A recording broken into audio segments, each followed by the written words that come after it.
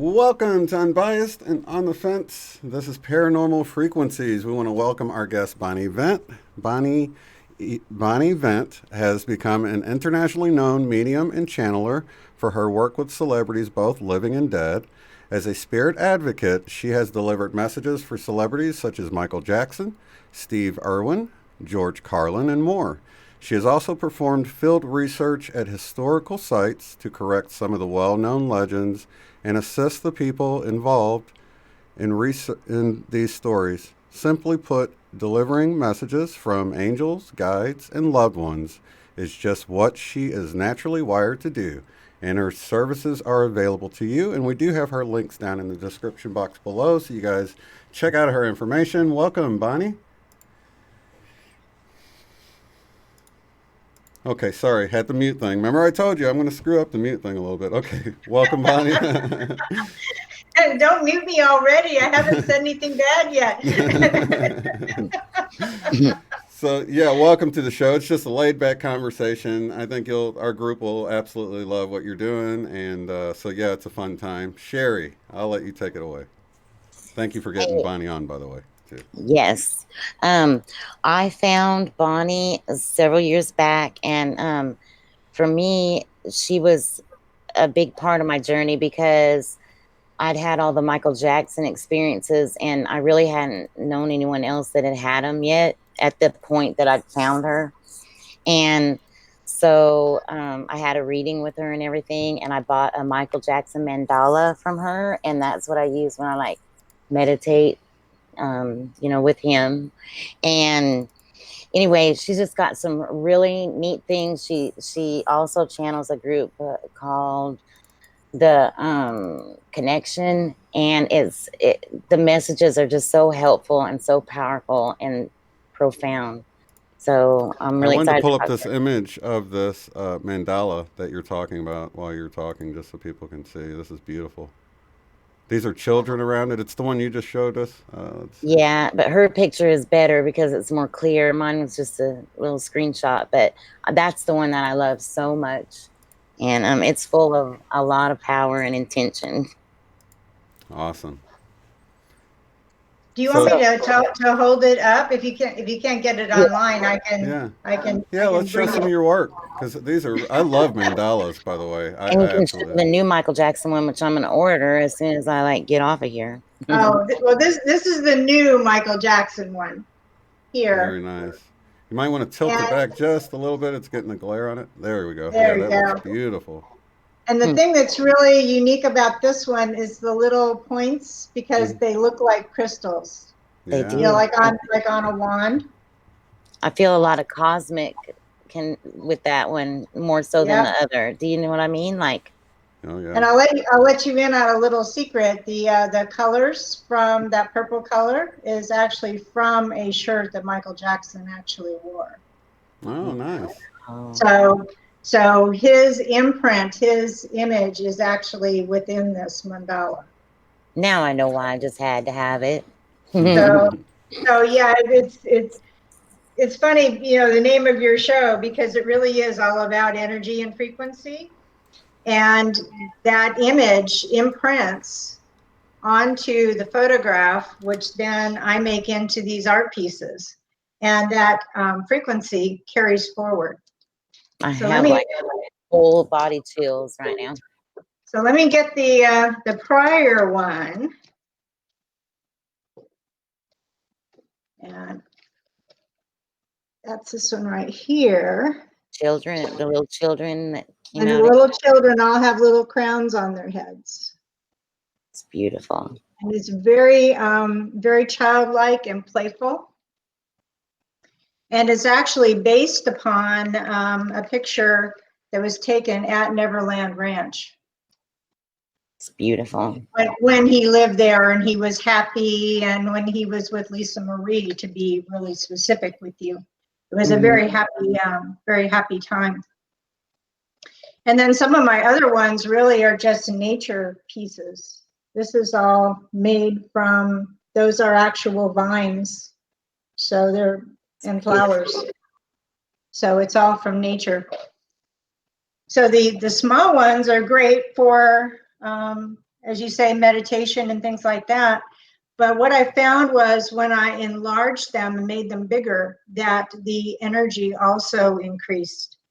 And so I've started making them 16 by 20 in a 20 by 24 frame that you can hang up on the wall. Wow. So it's a lovely piece of art, but it also brings really good energy into your home.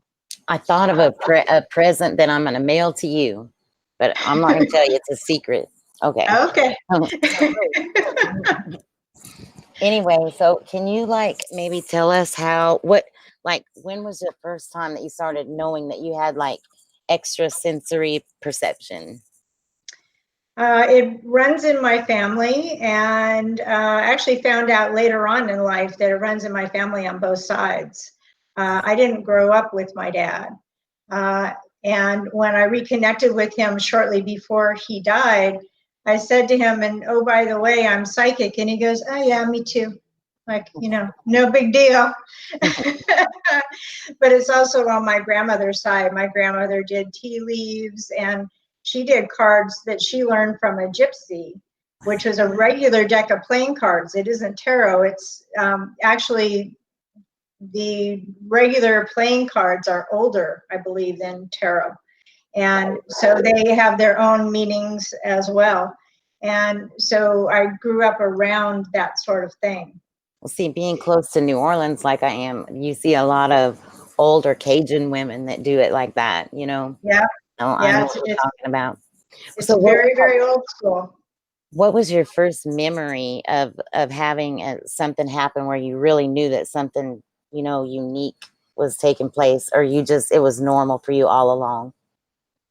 It was sort of normal in a way, but I was probably, I don't know, 7, 8 years old when I realized that adults were coming up to me asking me for advice. Oh, right. And it's like, and I always had something that made them happy.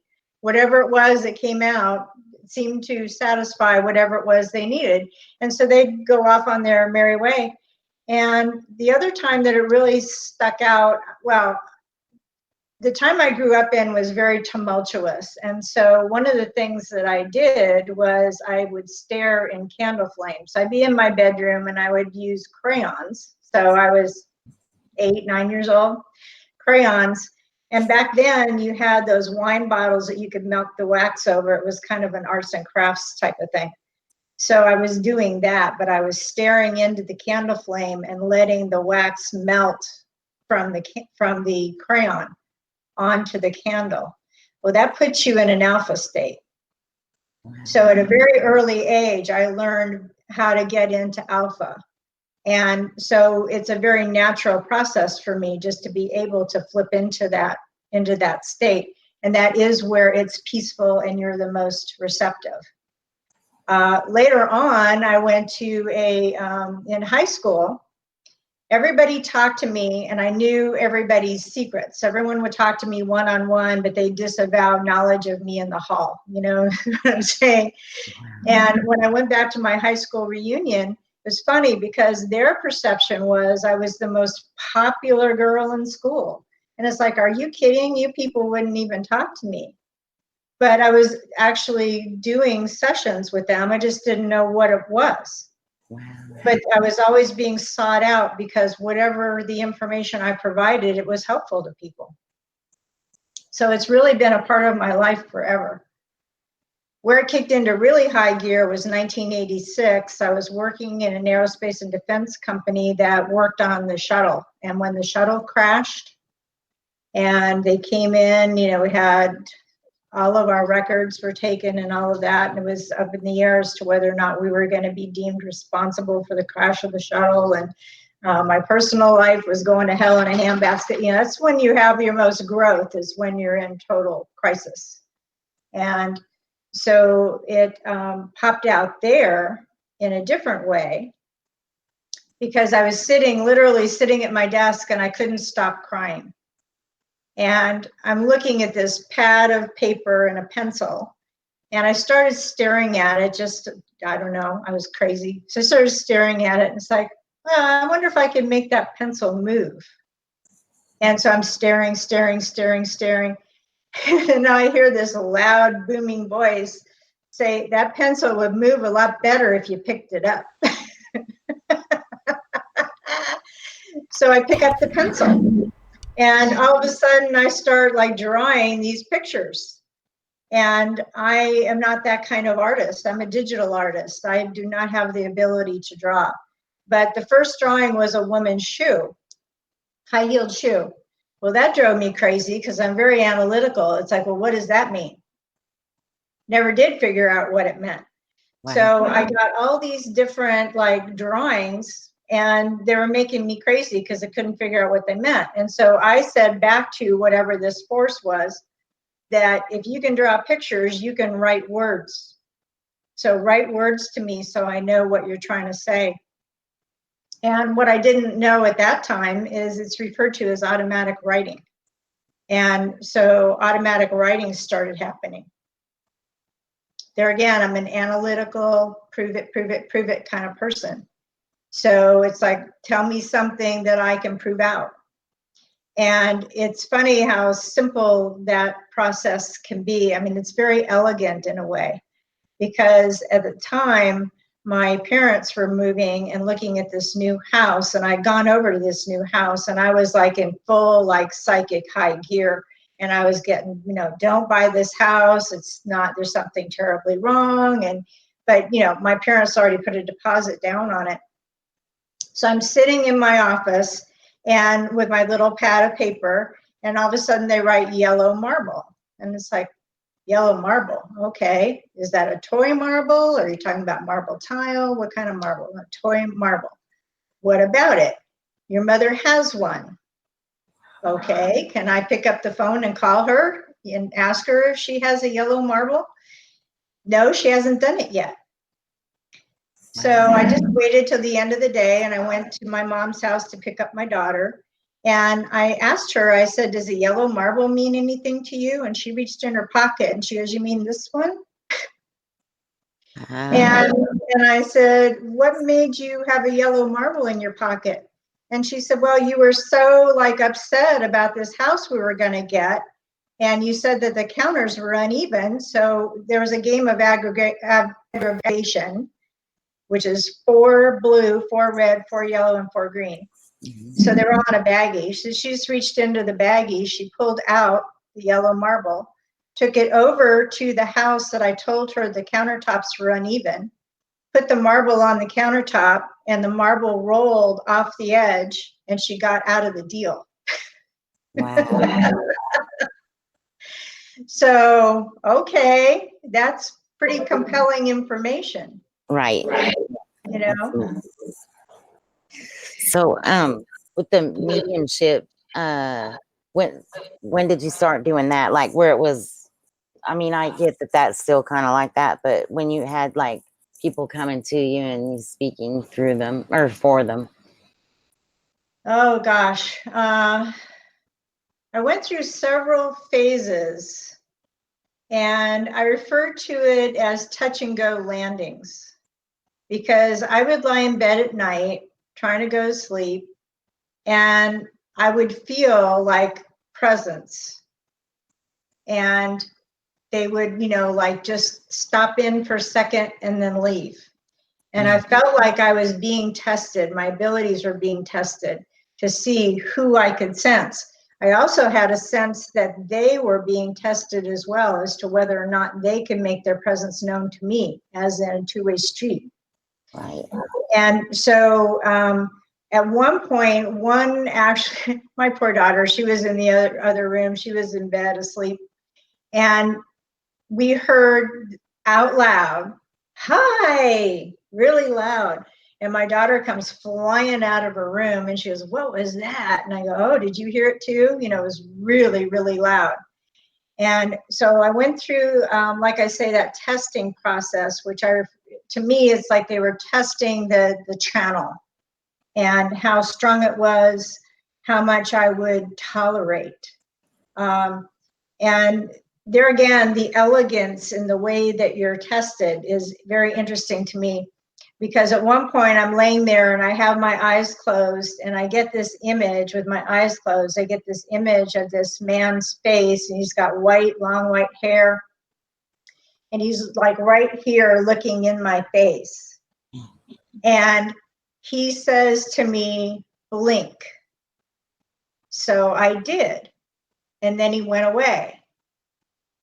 And I thought, well, isn't that an interesting test? Because it's like, did you see me? Did you hear me? And are you willing to do what I asked you to do? Wow. Yeah. That one thing. Right. And so I went through all of that. And I got to a point where I was actually receiving the information faster in my head than I could write with the automatic writing. And I was invited to do a reading, a professional reading for this company that did professional readings. And so I had to do a reading for someone who already was a working psychic for this company. And they said, "You can't have the writing thing, it's too slow, because we charge people, you know, for phone calls and that kind of thing. So are you willing to do it without it?" And so that's like the ultimate acid test there too, to do a reading for another psychic and be accurate.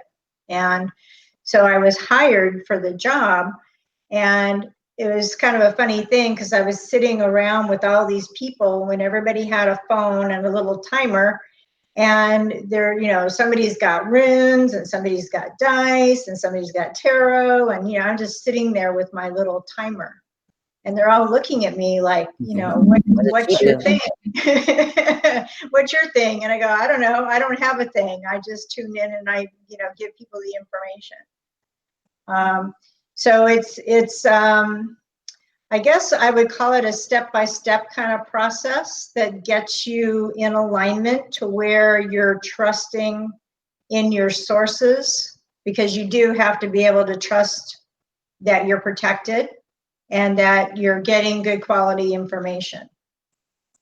So that takes cooperation on your side and on their side. And I did have just one guide originally, and then it became this group, which is known as the Connection. Yeah. Can you tell us about that? That's really exciting. Well, my individual guide left for a while, which was kind of a scary time for me. It's like, where'd everybody go, kind of thing.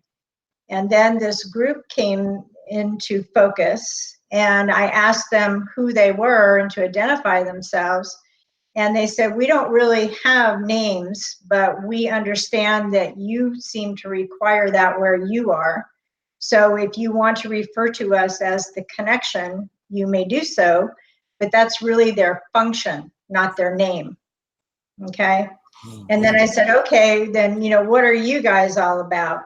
And I have a business background, and so I think it matters the visuals you get based upon your own background, because they want you to feel comfortable. And so they gave me the vision of a conference room table with these people sitting around the table, all of them experts in their particular area.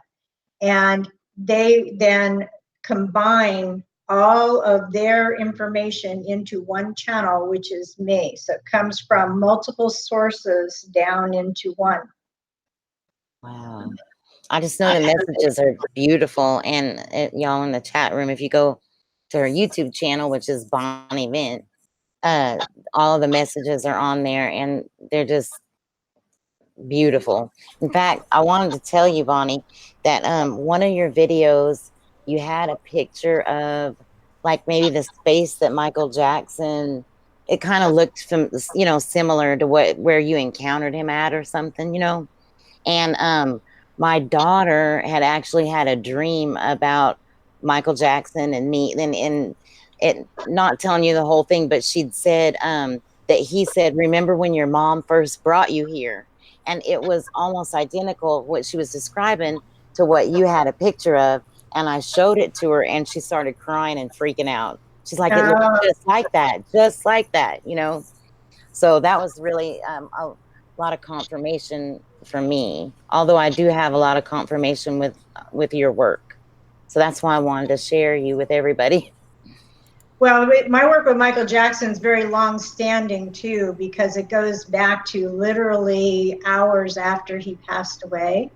And the first video I did, I think, was July 2nd of 2009. So it's been out there all this time, because there's a lot of people making claims about this one way or the other. But what you'll notice in the work that I do, well, he's done 2 modes with me. The original one was he needed my assistance in communication. And that's the spirit advocate side. And that's completely different than what you normally see with a medium who has a sitter. They refer to it as a sitter, but a customer, a client, whatever, that comes in and they want information about a loved one. This is going the other way. This is the spirit person asking me to assist them in delivering messages, which is much more difficult because the person who's to be the receiver of the message isn't sitting there in front of you. Right. And in the case of Steve Irwin, oh my gosh, I went through all kinds of rigmaroles for that. That's a whole long story all by itself in trying to deliver the messages. But what I have found is that I always seem to have connection points that cross my path that enable me to do the delivery of the message. Yeah. So even though I may not have, like when Michael Jackson passed away, I didn't know that I knew people that knew Michael Jackson, but I did. I knew quite a few, as a matter of fact, because one of the other things that I do is I book celebrities for personal appearances. Oh. And most of my celebrity clients are classic TV people. And Michael Jackson loved classic TV. Yes, he did. And so they had, he had been to their houses and, and all of that. But I didn't know that at the time. Wow. Yeah. I think it was Janet Jackson that was on Good Times when she was a little girl. Penny was her name.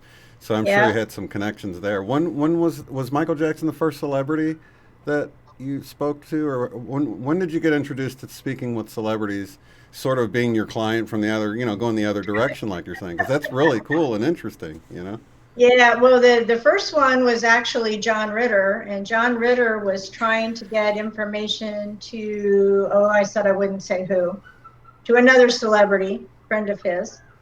And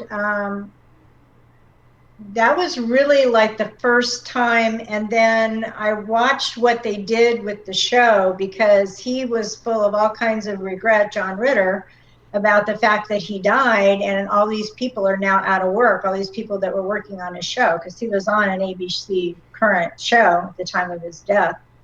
And he had some idea about how he wanted to direct the show from the other side, or, but he wanted to get information to this other person who had the ability to actually do that, or step in and do that. Right. And so it was interesting to watch, because they put the show on hiatus. And one of the things I'm trying to pull back, it's a long time ago now, it's like, 2003, I think he died. But one of the things that he gave me, because it's like, you got to give me something that nobody else knows. And that's really hard when you're a celebrity, because everybody seems to know or think they know everything about you. I said, you got to give me something to tell this person so that they know it's you. And So what he said to me, and I'm getting goosebumps, he said, tell him he can keep the socks. I don't need them here. Now that's pretty darn random, right? So I watched the show go on hiatus, and they decided they were going to bring it back. And when they did, and if you ever get a chance to look at it, there's like 8 references to socks in that first episode, including socks stuck to the bottom of the pillowcase. And I mean, there were socks like all over the place. And I went, oh my gosh, there's got to be an inside joke there. I just don't know what it is, but they do, Right. you know. And so I found out after listening to this other person who was supposed to, he did get the message, he just didn't want the message, okay? But I did get it, I did deliver it, so I did what I was supposed to do. But he did say that John Ritter had a tendency when he would pack to go somewhere, he would forget to pack his socks. Oh. So he was always asking this person who was supposed to be the recipient of the message, asking to borrow socks. Wow. Yeah. So tell him he can keep the socks. I don't need them here. Okay, it's an inside joke and it's funny, right? Because he was a funny guy. So it also tells you that the personality remains intact as well, which is very interesting to me. You know, when we leave, that's what we all want to know. When we leave here, what happens next? You know, are we all okay, or is it dirt nap time and we're just gone? You know, but everything that I have experienced and worked on says that the personality does persist after we leave. And Michael Jackson came back much later on when he was more settled down. And we actually did some work together because he wanted to provide some information back on what it was like for him now on the other side. And he talked a lot about recreating the environment of Neverland Ranch. And they're again joking that it's so much easier because you just do it mentally. You don't have to have permits and construction workers and all this stuff to really build it like you do here.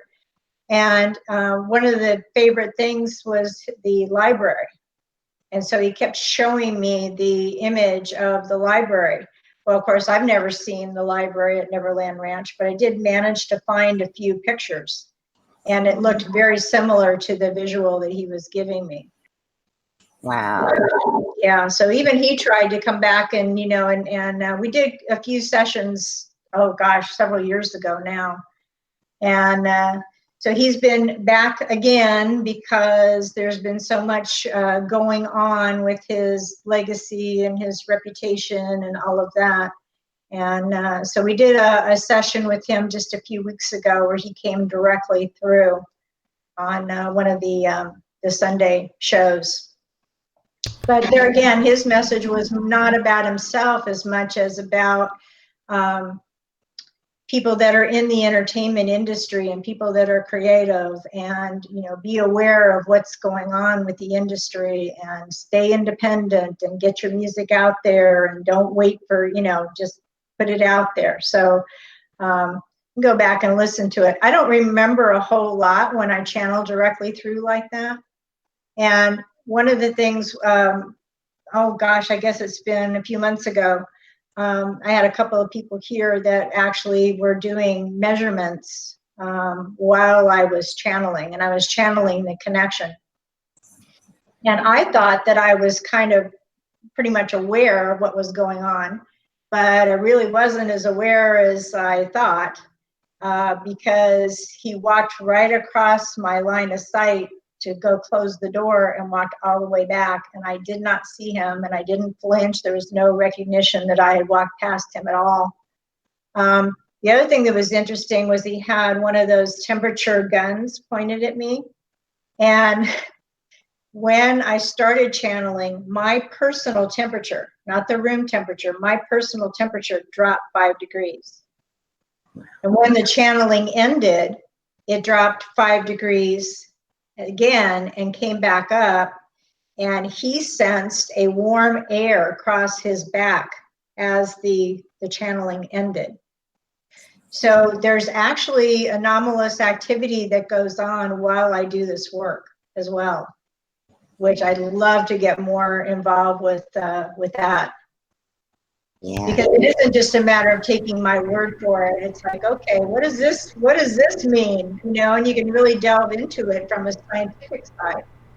Oh, definitely. I think it's really a shame that he's passed away and people are still smearing his name after all this time. And I've seen that he's come through several times in different ways, and just having to defend himself. And you can really see once you kind of know the inner workings of what's going on in Hollywood, you can see why he was a target. It's not hard to see why. And I did post that video below because he likes his attorney, even here in the afterlife, it seems, to defend him like he did when he was here on Earth. And that link that you posted in this last channeling session, I have that link as well as the one to what's the attorney's name? Tom Mesereau. Yeah. Right. So I've got that. Since the movie came out now, it's like he's having to defend himself again. But go check that out. I think Tom Mesereau does a good job of explaining, sort of Michael, still defending him, for free, of course. He's not like on retainer or getting paid from the other side or by the estate or anything. But he still knows he's a good man and he's still defending him. And I think it's a real shame. Well, they have managed to debunk that so-called documentary. Michael Jackson refers to it as a film. He does not refer to it as a documentary. Yeah. And they have managed to completely dismiss any credibility that anybody thought was there. And so I hope people will check that out for themselves, because people have been told a lot of things. And if you just believe what you're hearing in the media, you could get a very wrong impression about what's going on. The truth is out there if you go looking for it. And they are trying to censor us. So please keep looking for it so that we can all stay alive doing what we're doing too. Because this is not necessarily information that mainstream media wants out there. Right, mainstream's still pushing this old narrative, and I don't know, it's just, it's nice to see that the truth is there, but most people don't want to dig for it, unfortunately. But just to give you a little insider baseball, I actually was asked to do publicity for somebody who really was a victim of child abuse, and he got the law changed for the statute of limitations in New York. And he was molested by a teacher, and the teacher admitted that he did this. And, so it wasn't a question of whether it happened or it didn't. And he asked, could I help him get publicity for the fact that the law was changed? He wanted to go out and do speaking engagements. And so I contacted used all of my contacts in mainstream media. Nobody was interested. And it's the same time they were smearing R. Kelly and Michael Jackson. Nobody was interested in his very real story and the fact that he had got a law changed. None of them wanted to talk about it. It was too heavy for morning TV. Oh, it's just local to New York, and so, or dead silence. So that tells you a lot, because they're willing to perpetuate the smear all day, every day, but not so much when you have a real case. And why is that? It doesn't fit the agenda. Right. What were your feelings about Michael Jackson when he first contacted you? Did you have much to do with his story, or had you followed it much at that point? I didn't, because I remember him from like Jackson 5. And Jackson 5 always made me very uncomfortable. When I would watch them perform, it's like that little kid looks like he's scared to death. That was my sense of it. And so I never was a follower of the Jackson 5. And then, I knew Michael Jackson's music. Everybody did, but I was not a fan. I never been to a concert or had any connection with it at all. Mm-hmm. But when he came through, the very first thing when he came through was he said, "What happened? What happened?" And I said, "Michael, you died." And he said, "I've always been able to get back into my body before. How come I can't get back this time?" He did used to have a lot of out-of-body experiences. Well, that's what tells me that he, I come to find out later on that he did indeed partake in out-of-body experiences. But, this is like literally hours after he died. And then he also showed me the autopsy because of the stitching, the Y stitching, because he was literally over his body. And that's when it dawned on him that, oh, I'm not going to get back. Was when he saw that stitching, because he knew what that meant.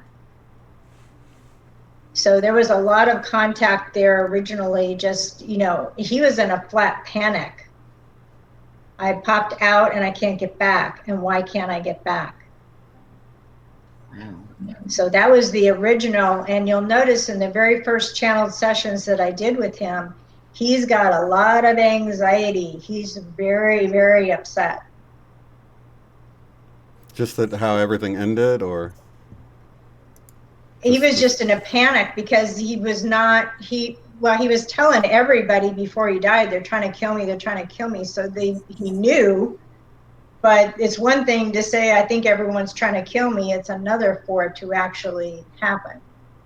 And he did show me what occurred at the events of his death, and it isn't what you're seeing in the media at all. The whole thing with the propofol and all of that. The only way that your body can be flooded with propofol is if you're already dead when it gets put into your system. Oh, so this is all in the channelings on your channel goes from the through beginning? immediately. So the whole setup with Conrad Murray and all of that is a cover. Did you know that there's a Twilight Zone episode that's very old that's about a doctor that was like something about murder or whatever? But anyway, the doctor's name on it was Conrad Murray. Really? Yeah, it doesn't surprise me. Yeah. Yeah, Mm-hmm. it always plays out in the media before. Even the 9/11 attack is in a movie. You know, it's always out there before it happens in real life. Conrad Murray has a nice little thing in the International Movie Database too. You know, oh, really? Yeah. Yeah. But I was just gonna ask you if you know that. Do you? I had gotten a message that, and like I said, I'm not good at any of this or anything. It's mostly through the dream state and stuff. I only heard his voice like a couple times, but about that he was taking propofol though at times, but it was because he was having some bad experiences in the dream state sometimes. Does that resonate with you, Bonnie, or no? No, not as far as what caused his death. No, I'm talking about just using it in the past. Why he was using it? Right. I see. That he would use didn't show me that. Let me see how much I can say, because this is a little dangerous to talk about, to be honest. But I'm not going to ask any more questions about that. But what he showed me was that he came into the house. He went into the master bedroom. Now, the Conrad Murray cover story always shows you the medicine room, and they try and conflate it with the master bedroom. That is not the master bedroom. So he went into the bathroom and changed into pajamas and just left whatever he was wearing on the floor. And as he was walking across the floor from the bathroom over through the master bedroom, which is not the room you see on the television stuff, into the master bedroom, he heard a pop noise and he fell at that point. And that's when he left his body. Wow. And his heart stopped. So now that they don't have to worry about the cover story so much, now what you'll see them say is that he died of cardiac arrest. That's actually a true statement. So it wasn't an aneurysm. What was the pop that he heard? Well, that gets interesting because you can get people that do out of body will say that sometimes they hear a pop noise when their spirit separates from the physical. Okay, right. I've heard that too. Yeah. But that's not what happened in this case, and that's probably as far as I want to take it. Okay. In a public Understood. forum. Sure. Understood. But to say it was murder is absolutely accurate. And it also explains why Conrad Murray didn't go to jail for the rest of his life as well, because he didn't actually murder him. He was already dead. Those kind of things a lot of people wouldn't understand too, right? Yeah. So anyway, it depends. It depends where you foray on the internet. If you listen to Project Camelot and some of the whistleblower testimony, you'll find some interesting information there. As far as they don't tie it directly back to him, but I've spoken to a few people and told them this is my impression. There was also one article that came out the day after he died, and it was in News of the World, which is now gone. And News of the World wound up going out of business because they were actually tapping people's phones. So it wasn't because the information wasn't accurate. It was too accurate because they were getting it illegally. right. Okay. So there was one article that actually said the truth of what happened. The other person who told the truth, so I can tell you where to go look. Oh gosh, he was the activist, older gentleman. And he passed away right before his book came out. He was going out doing the publicity circuit, and he said what happened to Michael Jackson. Oh, was it him and his wife? Like, is the one that has a brother in the industry? No, wait, is it? No, he was an activist like from the '60s forward.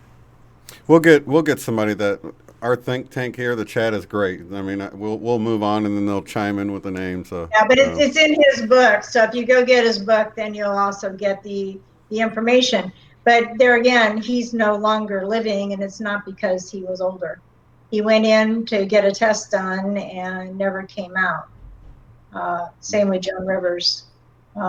So you have to be careful. Oh yeah, I thought that was kind of suspicious. What happened with her after she made some controversial statements. We'll leave it at that. But I did want to shift gears and I ask you about the energies and how they're affecting. Are you feeling a shift in the energies just in general? And if you are they affecting your gifts or making them better? Or, what do you have any comment on that? Yes, the energies are shifting a lot, even throughout the day. And they're very intense. Mm-hmm. And so I take a lot of walks, get out in nature and just kind of chill out because it is very intense. The other thing that's coming through pretty often in I'm doing these little mini readings on Sundays, and it is a truism that all of us are supposed to be out here doing what we came here to do. Mm-hmm. So the 8 to 5, working for the man to pay the bills and all of that and the governments and everything else are all shifting over, and the transition is a very bumpy one. Mm-hmm. So we're in this transitory time, but the advice for everybody is to shift more into your creative gifts and soft skills. And it's interesting because if you match that up with the projections of AI and what they think artificial intelligence is going to be able to do, it's going to put most of us out of the regular work situation anyway. And the things that will remain are the touchy-feely soft things that AI can't do. Because AI can do left brain analytical stuff, but not the right brain creative type stuff. Right. Like it couldn't just generate a story out of nothing like the human mind can do that, or dance or anything. It can only copy or analyze or calculate. Right. Sort of thing. Yeah. That's good advice. Time to shift into those and to collaborate with other people, because the problem with shifting into the soft skills is that they're not valued with the dollar. Oh yeah. Sadly. And so that's the problem with most people don't want to shift it. They want to, but they feel like they can't because they've got bills to pay and all of that. But there is a way to just shift your focus so that you're carving out time for what your true purpose is. And then ultimately, to bring the higher level energies down into the third dimension and ground them down in, so that as you're going about your day-to-day job, you're still doing your energy work, regardless of what your employment is. you're bringing those skill sets in. Well, I think what you're doing is also an art as well, and I think a lot of people are finding that they're starting to notice strange things. That's why this show Paranormal Frequencies is because what's sort of classified as paranormal is becoming more and more normal all the time. I mean, things are beginning to happen more frequently to more and more people as they realize that they are here for a mission, and they do have gifts. Some of them are dormant. Maybe they haven't used them since they were really young, and they've sort of tucked them away, or just new gifts coming on in general. And you're seeing this sort of, I don't know, just a rise in people's telepathic abilities and psychic Right. abilities. And it's just raising altogether. That's why I asked you if it affected your gift at all, because, if you've already got it, I didn't know if it makes it better, or if you've already got it, you got it, or, you know what I mean? That's why I was kind of curious as more and more people are beginning to experience these things. The gift is very strong. The probably the challenge is the balance. Mm-hmm. And people ask me this, when you channel, does it make you tired? Because if you're not doing it correctly, it'll make you tired. Mm. Uh, as in you're taking on other people's energy. You're doing the empath thing, and you're, they're upset because a family member passed away, and you're taking on that sadness, and that drains you and makes you tired. Uh, Mm. when you're channeling through the information, you can still have empathy, but you're not taking on those energies. That takes practice, and that takes balance. Now, when you're pure energy channeling, it's high energy. And Michael Jackson would understand this one very, very well, because when he went out on tour, he couldn't sleep when he got off stage. And I can relate to that, because when I do the channeling work, I'm so jazzed full of energy afterwards that I have to take time to wind myself back down also. And so, like I say, if you're trying to do any kind of healing or energy work, and you find that you're feeling drained and tired, then you need to work on putting those walls up, those protective walls up. You can Wow. still, Did you that can take a still lot of help. practice for you to do that? It does, and it's an ongoing thing, because things will affect you. If it touches a nerve in your own life, or uh, Right. Yeah. it definitely will affect you. And we're all here to learn too. So it's not, just because you're a channeler doesn't mean you don't have to go through all the life lessons. As a matter of fact, you probably go through more. That's the way they explained it to me. You have to go through all this stuff so that you can empathize when other people come to you and say, I understand. And you really do, because you've been there and you've done that. Absolutely. Yeah, I agree with that. Sherry, did you have any other questions? Um, I mean, we I just still have want time. I just didn't want to run out of time, and you had any more questions. Okay, well, I so was just gonna have her tell about her shirts and stuff later. oh yeah, yeah, the one you're wearing right now. Let me make it big so everybody can see, because that's your own design right there. Yeah, I try and there again, artwork is also another good way to release the energies and the creative Mm-hmm. flow, and to provide balance.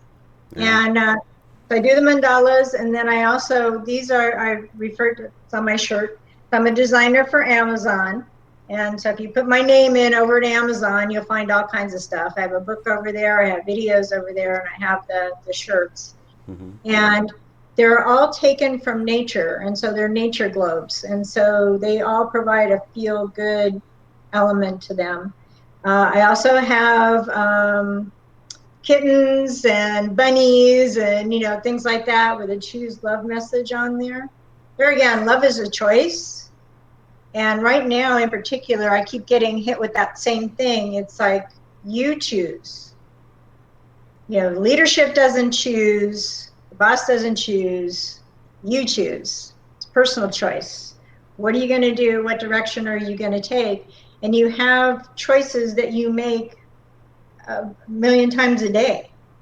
Everything is a choice. And to stay in the awareness of that you're choosing, and you can choose differently. And if you don't like the choice that you made, no big deal, make a different choice.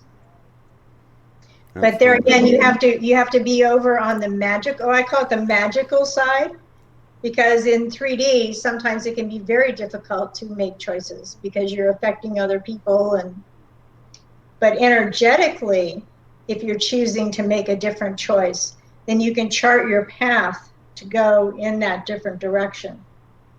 So you still have the choice energetically, even if physically it can be a challenge. But if you do it energetically, then the physical stuff will fall into place and drop away, whatever needs to happen in order for you to follow that other path. Absolutely. So, I'm thinking about, you're doing work for clients from the other side, basically. Are you like laying up treasures in heaven, so to speak? 'Cause it can't be very profitable on this side of things, right? Well, that's kind of my joke. It's not really a joke. And you kind of made mention of it too before, is that, all of my clients don't have, checkbooks and wallets, uh, It's a good thing your heart's in it, right? Because a lot of this work is there's not a lot of money in it, but it is very fulfilling on from the heart aspect anyway. well, the closer you get to fulfilling your purpose, usually the more joyful you are. Yeah. Um, but yeah, sometimes it can be hard to stay motivated when it's just you, and it's like, okay, am I going to do all this work and put this thing together? And I find that I like it at the time I'm doing the channeling. That's my favorite thing. It's all the other things that I have to do to get the word out that it's there, and all the mechanics behind the scenes Yeah. that make it like, oh my gosh, this is a full-time job just to do this 1 hour. Well, you probably know, it's a Oh, full-time job absolutely. just to do this 1 hour thing once a week. Yeah. Yeah, there's a lot of work involved. A lot of small things. I mean, it can get tedious at times, but as long as you're keeping that core thing that you love to do involved and everything sort of surrounding that, it's okay to get on social media and promote it and do all that stuff. But yeah, it can get tiring.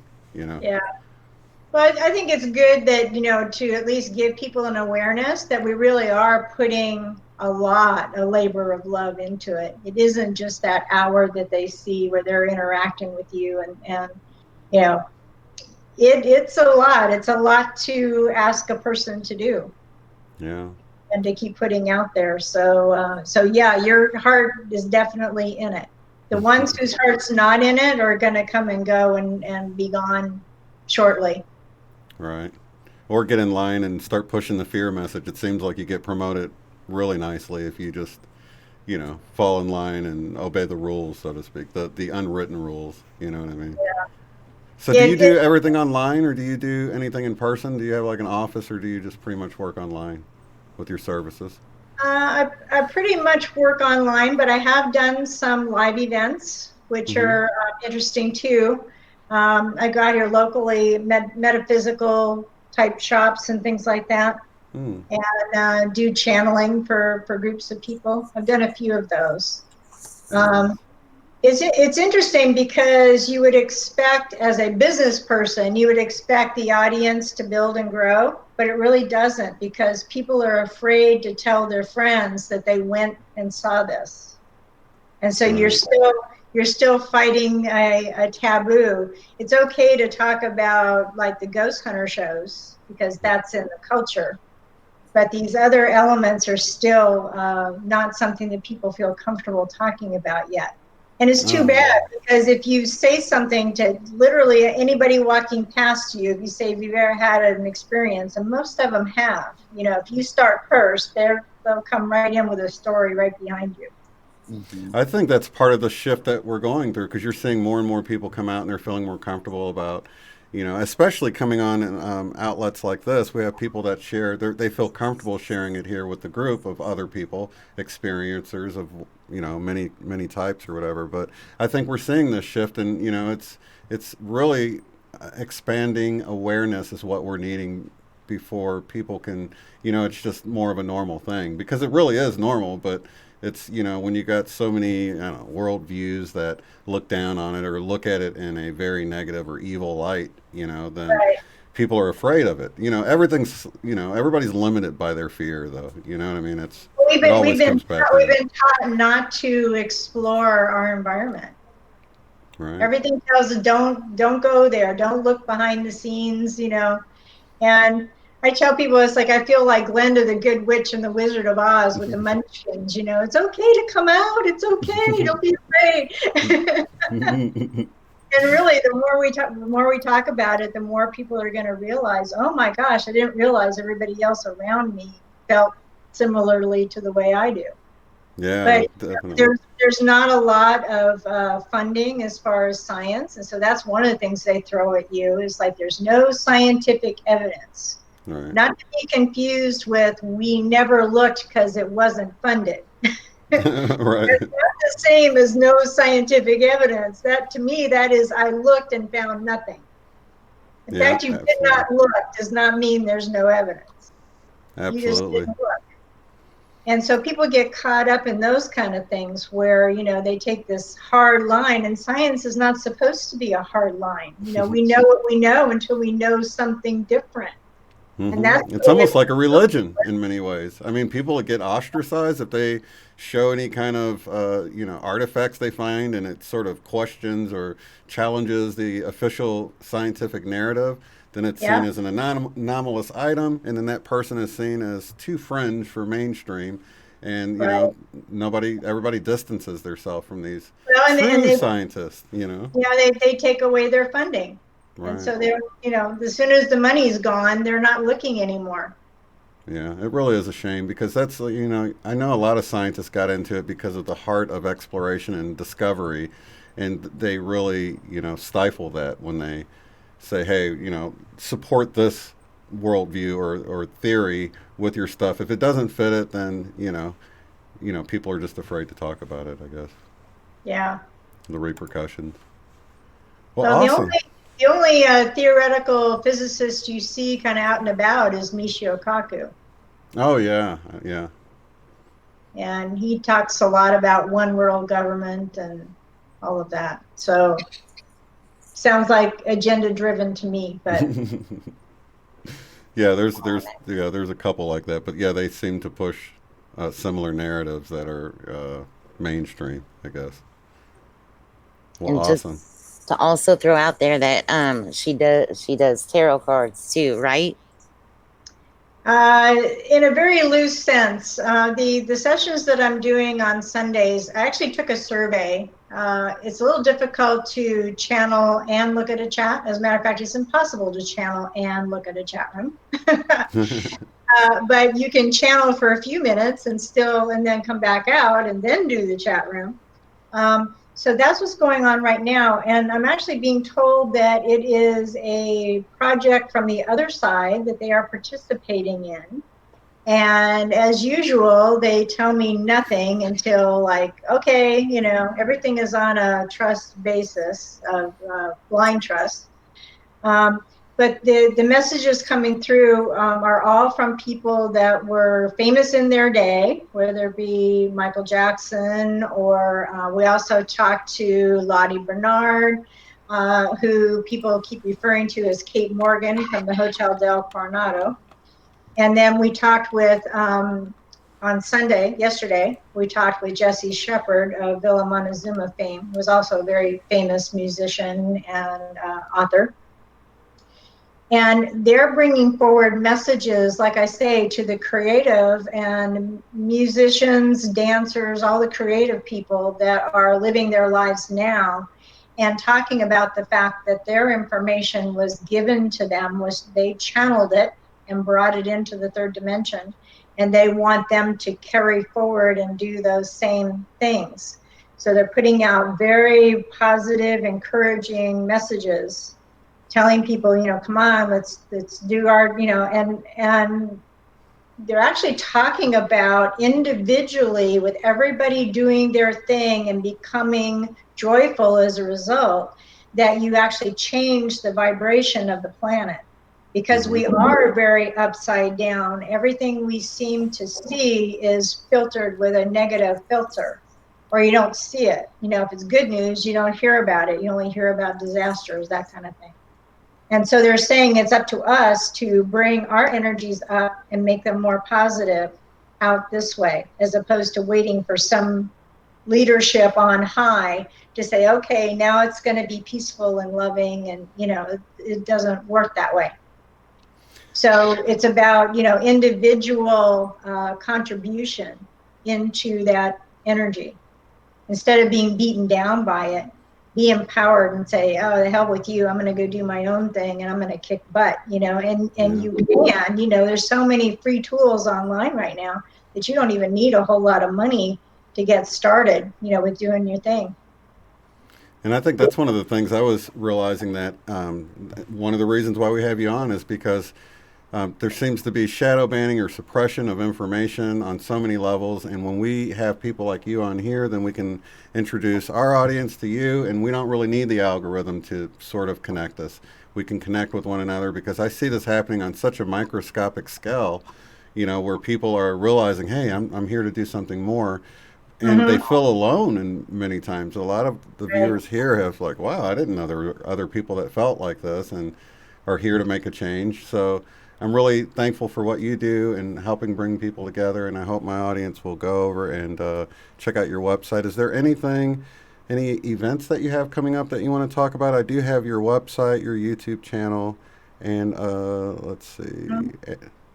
Is there any other things you want to mention before we head out on this one? No, not really. I mean, I'm doing the shows. I'm probably not going to do it this coming Sunday because it's Father's Day, so I'm probably going to switch to Saturday. But I'm trying to do one show a week, which is the channeling and the little mini tarot. Oh, I forgot to answer your question on that.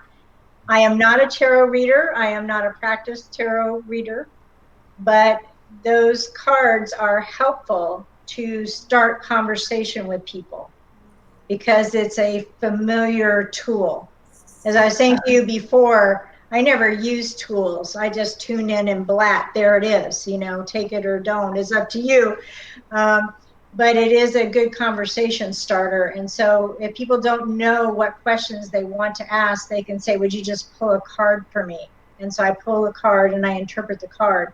So what you're actually getting is my mediumship skills and a card that, because it always works that way, matches what I'm already intuitively getting.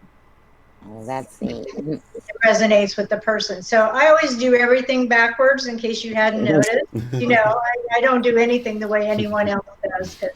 But it works, and it works well for you. So that's a good thing that you don't need the tools. I mean, I'm sure mechanics would love to walk up to an engine and fix it without the tools, right? So, but they can be handy for some people. I can definitely see that, or feeling comfortable, like what you're saying. So that's really awesome. Well, professional tarot readers look at me and go, yeah, who are you fooling? Because they've studied, and each card means a particular thing and all of that. But the ones that are more experienced will also say that your own intuitive interpretation is more meaningful than the actual card itself. Yeah, the card can only say so much. So, yeah, I definitely agree with that. So some people only get to the point where they're just taking down the definition of the card, because there's a little pocket book that tells you what the definition of the card is. The next level really is to use your own intuitive skills on what are you getting? What does that card mean to you? Mm-hmm. Well, that's really cool. So I really want to thank you for coming on, and thank Sherry for getting you on here, and thank the audience for watching. I'm more than happy to collaborate. I think it's a wonderful, wonderful thing. And the banning is a very real thing, even for those of us that are on the smaller end. If you're doing anything that's about self-empowerment and all that, it seems like there's powers that be that don't want this information out there, that you actually are more powerful than you think you are. I take it as a badge of honor, to be completely honest with you. If they started promoting me, I'd be really suspicious. Like, what did I start talking about that made it okay? Why did they unban me? Something's wrong. I'd be more worried than I don't worry. I trust that the higher ups will get the people here, and we'll make connections like we have with you, and we'll all find each other eventually. So I'm not worried about it at all. Well, people just need to keep seeking what the information they're trying to find, and you'll find it. We're planting seeds out here, for other people to find. And it may be years from now that you find this interview and you say, oh my gosh, that just opens up this whole thing for me. Yeah. And I think Sherry had a very similar experience in what she was saying earlier, that, you know, she had this whole private thing going on, and then she ran into my videos and went, oh my gosh, this explains so much. And then it was a confirmation to what she'd experienced. Yeah. Yeah, so a lot of it is planting seeds for people that come behind us. I appreciate you very much. Oh, thank you. Well, lots of love and light to all of you guys in the chat. Thanks so much for being here, and everyone watching later. And we'll see you on the next one. Thanks again, Bonnie. Oh, thank you. Bye-bye. Bye-bye. If you'd like to support the work I do, go to paypal.me/UOTF. Thanks.